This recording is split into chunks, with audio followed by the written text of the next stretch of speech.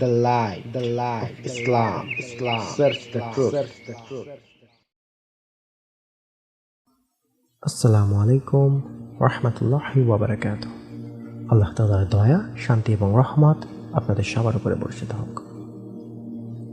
জাহিলি যুগে আরবে কন্যা সন্তান জন্মগ্রহণ করলে তাদের পরিবারের মানুষের মুখ কালো হয়ে যেত এবং তারা জীবন্ত কন্যাকে মাটি চাপা দিয়ে হত্যা করত। যে কন্যাকে তারা নিজেদের জন্য অপমানজনক বলে মনে করত, তারাই আবার ফেরেশতাদেরকে আল্লাহর কন্যা বলে মনে করত। এমনিতেই আল্লাহর কোনো সন্তান নির্ধারণ করা শিরক, তাও আবার পুত্র সন্তান নয়, ফেরেশতাদেরকে তারা কন্যা সন্তান নির্ধারণ করত। আখিরাতে অবিশ্বাসী হলেই এমন খারাপ কাজ করা সম্ভব।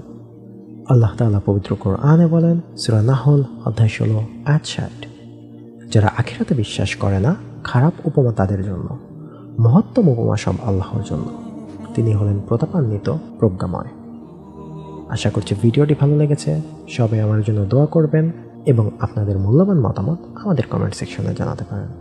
আসসালামু আলাইকুম ওয়া রাহমাতুল্লাহি ওয়া বারাকাতুহু।